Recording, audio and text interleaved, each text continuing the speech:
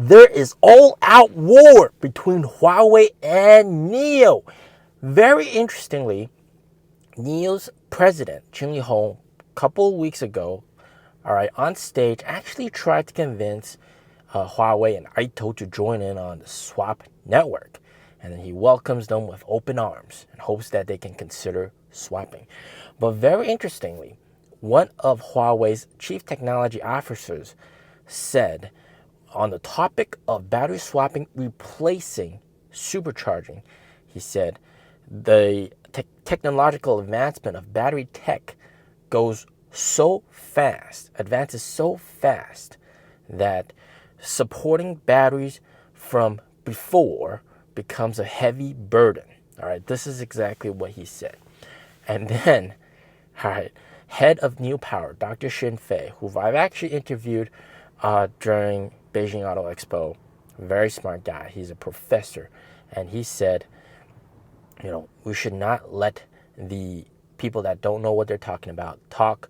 Otherwise, they go from like experts from 专家 to 专家, which the other one is experts, to basically just a talk host. So definitely hitting back. All right, have Huawei's chief technology officer saying that he doesn't know what the hell he's talking about.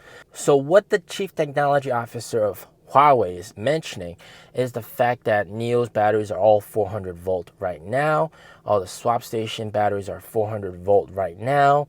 And then if NIO launches new cars with higher voltages, they can't even phase out these current batteries because, there's still customers driving it. So it becomes a burden in that sense, in the sense that you can't really convert all the batteries inside the swap station to 900 volts because you still got customers that are driving with 400 volts. So sort of stuck on this generation of technology. That's what he's saying. Of course, NIO can launch a 900 volt, 75 kilowatt hour battery pack that can support current generation NIOs and future generation NIOs with super fast charging. All right, but of course that takes time, takes money, and of course that means current batteries will have to be eventually phased out in support of these faster charging batteries. That's going to be very expensive as well. Okay, so that's the point that he's talking about. But of course, what NIO's Dr. Xin Fei is talking about is the fact that, as they build out more and more swap stations, all right, they're going to be able to support more and more different battery types, different battery varieties. There's going to be the Envo battery pack. There's going to be the NIO 120 kilowatt hour battery pack. That's 900 volt and charges extremely, extremely fast. But I understand that he's saying it's a burden, but it's actually not exactly a burden because, NIO just has to build out more swap stations, right? That's it, problem solved. The thing that the chief technology officer of Huawei also mentions is that he still favors EREVs in the sense that there's still gasoline in terms of those emergency situations where you need to go long range, long distances, and there aren't any charging stations nearby. That's a valid point, but that's eventually going to phase out because with battery swap, there's that upgradability, which I think the chief technology of CTO of Huawei is not thinking about. All right, the upgradability aspect of NIO's battery swap stations, the fact that if you got to do that long range, right, instead of carrying a gas tank in your car the whole time, you can just swap to a 150 kilowatt hour battery pack. All right, and you'll be able to drive like super long range, although there aren't too many of those going around yet, all right, on NIOs. But, it's a proven concept. It's working, all right? It's working right now. They got these 150s in most swap stations. Actually, just a couple. Okay, I'll be honest, just a couple, like maybe 10, 20 swap stations. But they're still slowly going to roll that out and have it in a lot of swap stations, and then that's going to be very convenient for those who really need that extra range.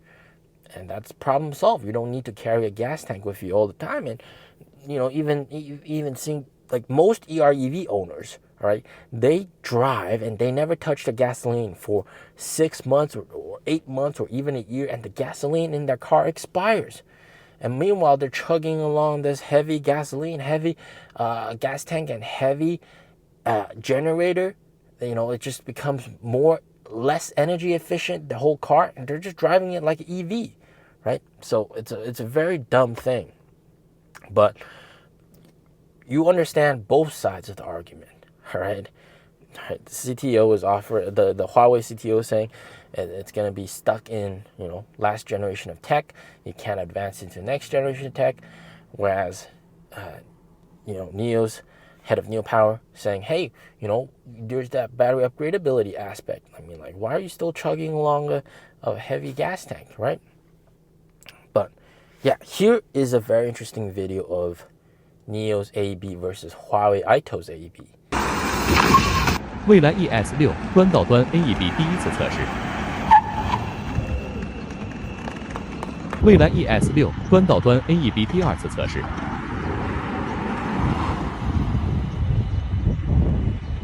问界 M7 全向 AEB 第一次测试。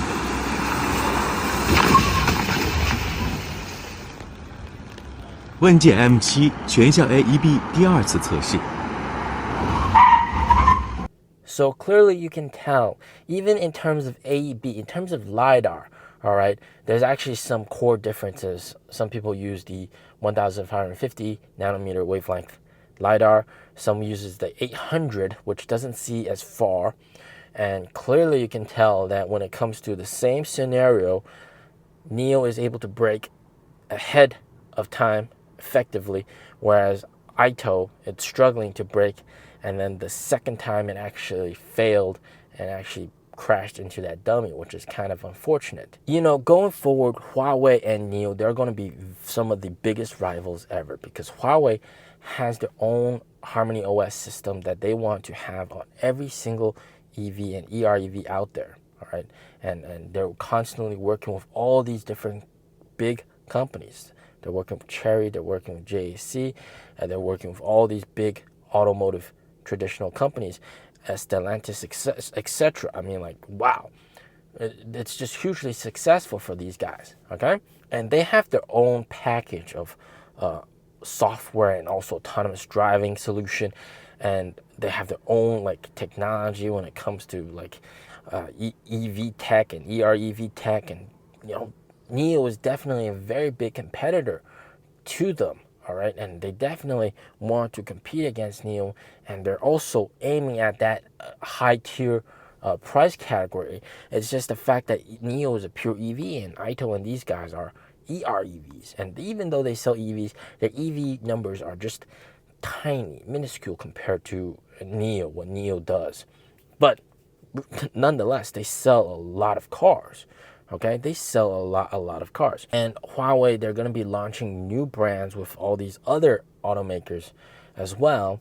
And then, of course, also going to be some of them pure EVs, some of them EREVs. They're all going to be, in a very crowded market, fighting for market share. And, these guys, they are definitely competing against each other. And it's very nice that NIO's Dr. Shenfei hit them back, all right, because very often you see a lot of these other companies like Li Auto CEO and all these other guys trash talk and say NIO's product is shit, when in reality it might be the opposite. And NIO just doesn't do anything, right? And I guess the responsible thing for investors would be to launch an ERV. And I think lots of investors actually want NIO to launch an ERV because that's going to sell well, that's going to be very profitable. But NIO's purpose, all right, NIO's mission, NIO's goal means blue sky coming. You can't have a drop of gasoline when you want blue sky coming, right? You want blue sky or you want cloudy skies. So their mission, their purpose forbids them from going that route. And obviously, battery swap is an excellent solution to range anxiety. And then, it's just extremely fast. It's even more convenient than gas tank, right? So, take it for what it's worth. There's a war heating up between these two guys. You can't say who's winning for sure because they're both big companies, all right?